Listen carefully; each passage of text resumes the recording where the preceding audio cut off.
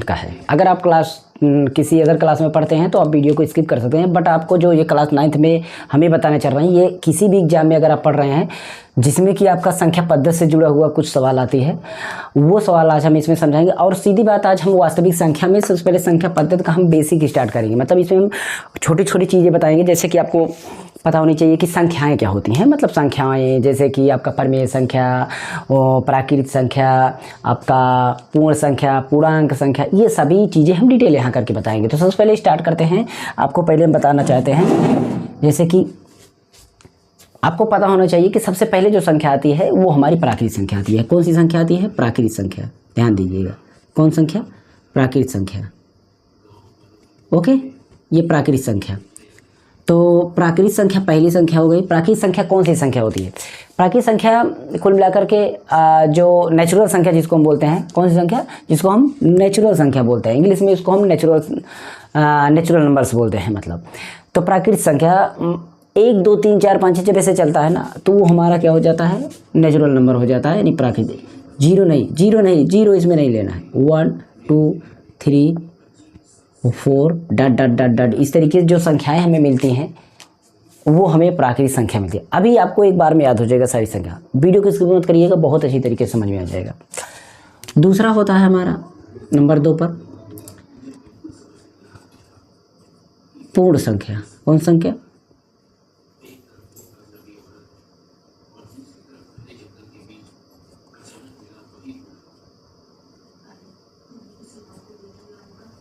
पूर्ण संख्या। अब पूर्ण संख्या कौन सी होती है? मतलब आप 1 2 3 4 लिए हैं और इस तरीके से 9 जाएंगे, 9 के बाद 10 जाएंगे। 10 में क्या होगा? आप देखेंगे उसमें जीरो जोड़ना पड़ेगा, तो उसके बाद काम बढ़ेगा। मतलब जीरो को ज़रूरत पड़ जाएगी। जब ये में जीरो की ज़रूरत पड़ जाती है, मतलब जीरो हमें भी लेना पड़ा, तो हमारा हो जाता है वो कौन सी संख्या? पूर्ण संख्या। मतलब 0 1 2 3 4 डॉट डॉट डॉट, ये संख्या। समझ में बात?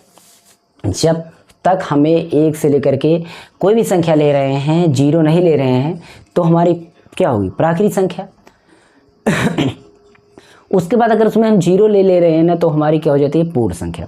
इंग्लिश में इसको क्या बोलते हैं? इसको बोलते हैं होल नंबर्स। क्या बोलते हैं? Whole number. मतलब हमारा नेचुरल नंबर्स 1 2 3 4 5 इस तरीके से हमारा हो गया नेचुरल नंबर। एंड दूसरा है हमारा होल नंबर्स। होल नंबर्स हमें वो संख्या जिसमें हम प्राकृतिक संख्या वाली जो संख्या लिए हैं उसमें हम जीरो को भी ऐड कर लें, मतलब जीरो भी रख लें उसमें, तो हम जीरो को भी ले लेते हैं, तो हमारा हो जाता है कौन सा? Whole numbers. हिंदी में पूर्ण संख्या। क्या बोलते हैं उसको? पूर्ण संख्या। इसके बाद आता है हमारा पूर्णांक संख्या। देखिए इसमें बहुत बेसिक से बता रहे हैं, जो 9th में पक्का स्टे हो जाइए, बहुत बेसिक तरीके से हम चैप्टर को स्टार्ट कर रहे हैं। तीसरा हमारा है पूर्णांक संख्या। कौन सी संख्या?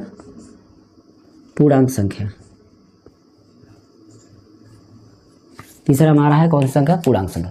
अब पूर्णांक संख्या कौन सी होती है? ठीक है, मतलब 0 को भी ले लिया, 1 को भी ले लिया, 2 को ले लिया, सभी को ले लिया है, तो हमारा प्राकृतिक संख्या हो गई, पूर्ण संख्या भी हो गई।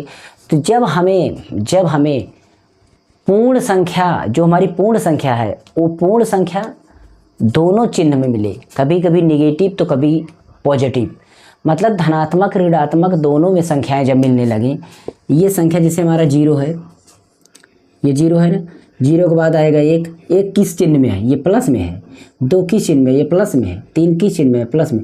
मतलब इसमें प्लस लगा हुआ है, इसमें समझ लीजिए प्लस लगा हुआ, नहीं लगा हुआ है तो समझ लिए तब भी आपका वो प्लस लगा हुआ है। लेकिन 0 से छोटा भी है, अगर 0 से आगे भी आएगा तो ये -1, यही संख्या हमारी रिपीट होगी।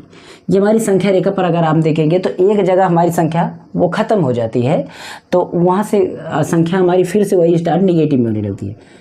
कामा -2, कामा -3, कामा -4, इस तरीके से इधर भी।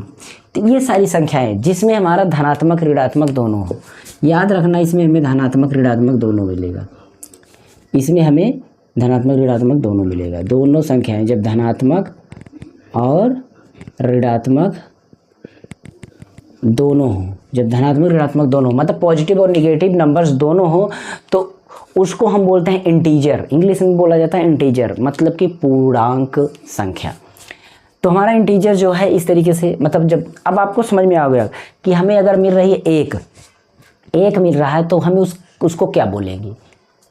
एक हमारा प्राकृतिक संख्या मतलब नेचुरल नंबर भी है, एक हमारा पूर्ण संख्या मतलब होल नंबर भी है, एक हमारा पूर्णांक संख्या मतलब इंटीजर भी है।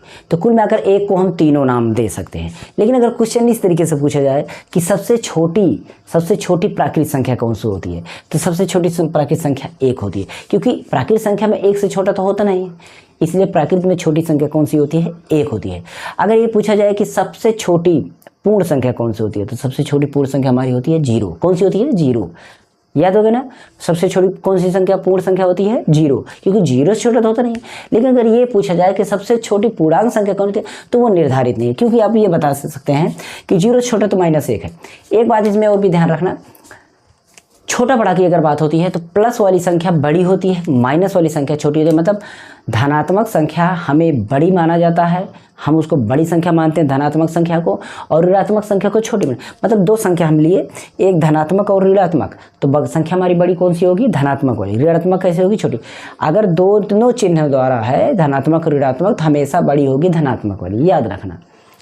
और दोनों धनात्मक में हो तो बड़ी, जैसी बात है, जो बड़ी वो बड़ी। लेकिन एक धनात्मक एक ऋणात्मक तो धनात्मक बड़ी। यानी दिमाग में ये बैठा लीजिए कि जो धनात्मक में होगी वो हमेशा बड़ी होगी ऋणात्मक, और वैसे भी जितना धनात्मक में ज़्यादा होगा उतना ही संख्या वो बड़ी होगी। धनात्मक में संख्या जितनी बड़ी, क्योंकि आगे हो जा रही है और इधर पीछे बोला जाता है, तो धनात्मक में जितनी संख्या बड़ी होगी वो उतनी बड़ी होगी, लेकिन ऋणात्मक में संख्या जितनी बड़ी होगी वो उतनी छोटी होगी असलियत में। समझ में आई बात। जैसे यहाँ पर मैं बोलूँ -5 +6, तो इसमें कौन सी बड़ी है, ये बड़ी है। लेकिन अगर इसी को मैं इस तरीके से लिख दूँ -4 और +1, तो बताइए अब कौन बड़ी है, अब भी यही बड़ी है, क्योंकि ये धनात्मक में है ऋणात्मक में है। इसलिए ये याद रखना कि धनात्मक वाली संख्या बड़ी होती है, ऋणात्मक छोटी होती है। लेकिन अगर दोनों ऋणात्मक आ जाए, ये भी ऋणात्मक ये भी ऋणात्मक, अब कौन सी बड़ी, तो अब आपको कौन सी बड़ी है, अब भी यही बड़ी है, क्योंकि मैंने बोला कि ऋणात्मक जो संख्या जितनी छोटी होगी वो उतनी बड़ी होगी, लेकिन धनात्मक में इसको उल्टा, धनात्मक जो संख्या जितनी बड़ी होगी वो उतनी ही बड़ी होगी। अगर यही चीज़ हमारा धनात्मक में होता, प्लस ये भी होता, प्लस ये हो गया, तो ये बड़ा होता हमारा। बात समझ में आ गई होगी। ओके, तो ये था हमारा कुछ बेसिक चीज़ें जिसमें हमने संख्या को समझा। अब हम पहुंचते हैं जो आपके चैप्टर में इम्पोर्टेंट है, जिसको हम बोलते हैं कौन सा, परिमेय संख्या। कौन सी संख्या बोलते हैं उसको हम, परिमेय संख्या।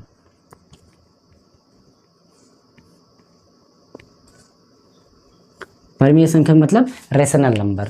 रेशनल नंबर समझ में आई बात। रेशनल नंबर परिमेय संख्या। परिमेय संख्या हम उस संख्या को बोलते हैं जब हम संख्या को अंश और हर दोनों में डिनोट कर दें, अंश और हर में दोनों में लिख दें। समझ में आई बात। अंश और हर में दोनों लिख दें, मतलब यहाँ पर कुछ हो यम हो, यहाँ पर कुछ हो यन हो, यानी यहाँ पर पी हो, यहाँ पर क्यू हो, यहाँ पर ए हो, यहाँ पर हमारा बी हो, मतलब कुछ भी A to Z कोई भी रूप हो। समझ में।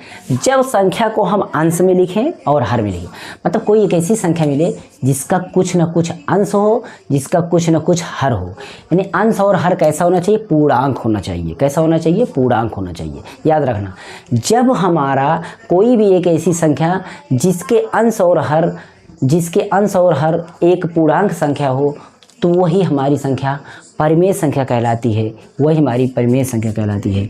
इसमें हमारा अंश हमारा क्या हो, अंश और हर दोनों, अंश और हर दोनों कैसी हो, पूर्णांक हो। क्या हो, पूर्णांक हो।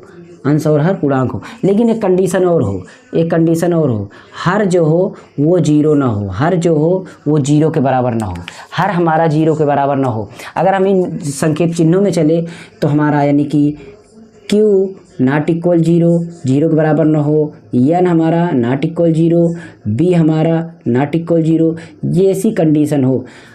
ठीक है, मतलब कुछ भी हो, ऊपर जीरो हो चल जाए, अंश में जीरो हो चल जाएगा, यहाँ पर जीरो चल जाएगा, लेकिन नीचे जीरो नहीं होना चाहिए, तब हमारा परिमेय संख्या। अगर नीचे जीरो हो जाए तो परिमेय संख्या वो नहीं होगी, याद रखना। यानी कि हर में हमारा जीरो नहीं, तो परिमेय संख्या होगी। तो आपको परिमेय संख्या भी शायद पता चल गया होगा। तो परिमेय संख्या अगर आपको पता चल गया तो मैं आपको देता हूँ, आप खुद बताइए कि क्या ये कैसी संख्या है। यहाँ पर देखिए 4/3 है। आप ये बताइए क्या ये परिमेय संख्या है। तो कैसे चेक करेंगे, पहले सोचिए। पहले हम अंश को देखेंगे। अंश क्या हमारा पूर्णांक है, 4 4 तो पूर्णांक है। पूर्णांक किसे कहते हैं? पूर्णांक हमें किसे बोलते हैं? इंटीजर किसको बोला जाता है? कोई भी संख्या हो, A to Z कोई भी संख्या हो, वो हमारा इंटीजर होती है, मतलब पूर्णांक संख्या होती है। धनात्मक ऋणात्मक कैसे में भी हो, वो हमारा पूर्णांक होती है। लेकिन एक बात और है, जीरो जो है हमारी धनात्मक न तो ऋणात्मक, उसमें कोई चिन्ह नहीं लगता। जीरो में कभी भी कोई चिन्ह मत लगाइएगा। तो इस तरीके से हमारा 4/3 क्या हो जाती है? हमारा पूर्णांक संख्या दोनों है, तो इसलिए हमारा ये परिमेय संख्या हो जाती है, क्योंकि 4 भी पूर्णांक है और 3 भी परिमेय है, मतलब 3 भी पूर्णांक है। दोनों अगर पूर्णांक हैं, अगर दोनों पूर्णांक हैं तो हमारी कौन सी है? ये हमारी ये जाके परिमेय संख्या हो जाएगी। समझ में आई बात? अगर यहाँ पर मैं माइनस लगा दूँ 4 में माइनस लगा दिए, तो क्या -4 हमारा पूर्णांक है? हाँ, -4 भी पूर्णांक है, तो ये भी परिमेय संख्या है। मैं इसमें भी माइनस लगा दूँ तो -3, कोई दिक्कत नहीं, -3 हो, चाहे प्लस में हो चाहे माइनस में हो, होगा तो पूर्णांक ही। ओके, अच्छा ठीक है, मैं यहाँ पर 0 लगा देता हूँ, यहाँ पर 0, कोई दिक्कत नहीं, अंश में 0 लगाओ, वो हमारी परिमेय संख्या होगी, वो हमारी परिमेय संख्या होगी। अच्छा ठीक है, इसको मैं 8 बना देता हूँ, यहाँ पर मैं 0 लगा देता हूँ। अब नहीं है, नीचे 0 नहीं होना चाहिए। अगर नीचे 0 हो गया तो समझ लो पूरा हमारी परिमेय संख्या नहीं है। बात समझ में आ गई? परिमेय संख्या समझ में आ गया। कभी भी कोई संख्या मिलती है, अंश हर में रहती है, तो हमें परिमेय संख्या बोलती है। अभी और एक बात है, यहाँ पर आपको एक संख्या मिल रही है, जैसे यहाँ पर 2 मिल गए। अब ये परिमेय है कि नहीं है, ये क्लियर करना है, ये परिमेय है कि नहीं है। तो बोलेंगे सर ये इसमें बटा नहीं है, मतलब ये भिन्न में है ही नहीं, तो परिमेय तो नहीं है। अरे भाई, भिन्न में नहीं है तो इसमें बटा 1 मान लिया जाता है, नीचे 1 मान लिया जाता है। तो अब बताइए ये परिमेय है कि नहीं? अब तो है ना? हाँ है। तो एक संख्या अगर लिखी रहे, उसमें अंश हर में न डिनोट किया गया रहे, मतलब उसको अंश हर में नहीं लिखा रहा है, तो उसको आप 1 मान के उसको परिमेय संख्या मान सकते हैं। समझ में बात? जैसे यहाँ पर 0 लिख दिया गया, क्या 0 एक परिमेय संख्या है कि नहीं? है, क्योंकि इसका बटा 1 हम लिख सकते हैं, इसका बटा हम 1 लिख सकते हैं, तो ये हमारी परिमेय संख्या है। समझ में बात? आपको बात समझ, परिमेय संख्या वाली बात समझ में आ गई होगी। अब हम चलते हैं परिमेय संख्या में 2 चीज़ें इसमें चलते हैं, एक पहुंचते हैं हम शांत और एक अशांत। ठीक है, शांत और अशांत से पहले हम दशमलव पे पहुंचते हैं। कौन सी संख्या? दशमलव संख्या। दशमलव संख्या, दशमलव संख्या। अब दशमलव संख्या कुछ ऐसी संख्या होती है जिसमें आपका संख्या ये दशमलव लगा रहे, इसके बाद हमारा कुछ संख्या रहे, इसके बाद हमारा कुछ प्लेस रहे, इसके बाद भी हमारा कुछ प्लेस रहे, ये हमारी दशमलव संख्या होती है। जैसे यहाँ पर 2, यहाँ पर 6, यहाँ पर 1, यहाँ पर 2, यहाँ पर 5, ऐसे ये सब क्या है? यहाँ पर ये हमारा दशमलव है, ये हमारा क्या है? दशमलव। जब दशमलव लग गया तो इसका मतलब दशमलव संख्या है। लेकिन एक बात और, अगर दशमलव नहीं लगा है तब भी दशमलव रहता है। जैसे देखिए यहाँ पर आपका 5 लिखा है, तो इसमें दशमलव लगा है, दिख रहा है? नहीं लगा है ना, तो इसके बाद दशमलव मान सकते हैं और 0 लगा सकते हैं, इसलिए दशमलव संख्या ये भी है। तो दशमलव संख्या मतलब जिसमें हम दशमलव को यूज करें, दशमलव लगाएं, वो हमारी दशमलव संख्या होती है। अब दशमलव संख्या में हमारी 2 टाइप की संख्या होती है, एक शांत दशमलव होता है, एक अशांत दशमलव होता है। इसमें आते हैं तो सबसे पहले एक पहुँचते हैं हम शांत दशमलव।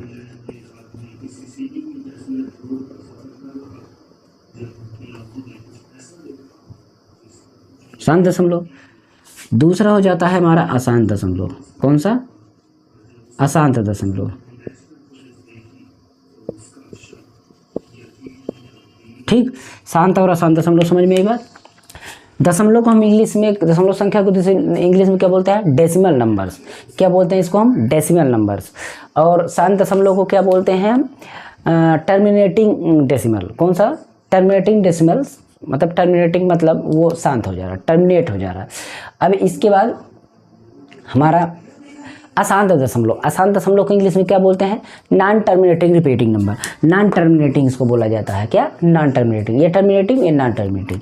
और एक बात, अब इसमें हम देखते हैं तो इसको हम और नाम दे सकते हैं। इसको नाम दिया जाता है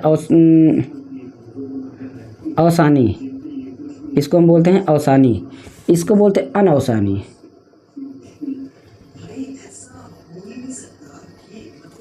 समझिए बात? तो संख्या का नाम हमें अलग अलग पता हो गया, ये अवसानी और ये अनवसानी। तो इस तरीके 2 नाम और हो गया। समझिए बात? अब दोनों का रूप देखते हैं कैसे कैसे होता है। देखिए शांत दशमलव कैसे होता है, जैसे हमने लिखा 5.43, ये हमारा शांत हो गया। लेकिन यही चीज़ अगर लिखी जाए 5.433333 डट डट डट डट इस तरीके से, तो हमारा शांत नहीं है, ये अशांत है।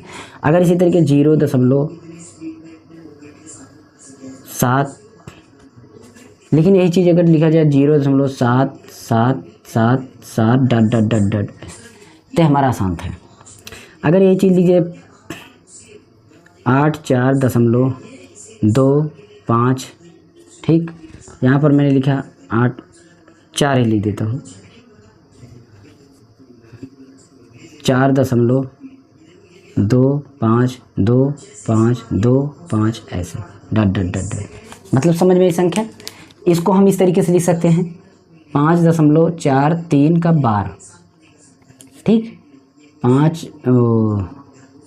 0.7 का बार, 4.25 का बार, इस तरीके से। तो आपको समझ में आना चाहिए जब भी हम इस तरीके से संख्या आपको ख़त्म मिल जाए तो वो शांत हो गया, और जिसमें ख़त्म ना हो कटता रहे वो हमारा शांत हो जाता है। मतलब कि कोई भी भिन्न हमें मिलता है, जब हमें कोई संख्या मिलेगी इस तरीके से सोचिए कि अगर हमें संख्या मिलती है 10/5, तो ये शांत है कि अशांत है, इसको चेक करेंगे, शांत दशमलव का अशांत दशमलव, इसको इससे काटिए, 5 दूना 10 ख़त्म, तो हमारा ये शांत है। लेकिन अगर इसी तरीके से ये हमारा शांत हो गया, यहाँ पर बोला जाए 9.2, इसको काटते हैं, 2 चौके 8 दशमलव लगा, 1 बचा इसमें, 8 1 बचा, भी 1 बचा है, 1 बचा है, दशमलव लगा, 0 बड़ा 1 में 10 बनेगा, 2 पंचे 10, ये भी शांत है, ये भी शांत है। मैं यहाँ पर लिखूँ 7.3, इसको काटता हूँ, 3 दूना 6 दशमलव लगा, 1 बचा, 3 तिरिक्का 9, फिर 1 बचा, फिर 3 तिरिक्का 9, 3 तिरिक्का 9, 3 तिरिक्का, ऐसे ऐसे जाएगा। तो इसका मतलब 2.3 का बार, ये हमारा अशांत हो जाएगा, ये हमारा क्या हो जाएगा, अशांत हो जाएगा, ये हमारा अशांत हो जाएगा। इसी तरीके से मैं अगर लिखूँ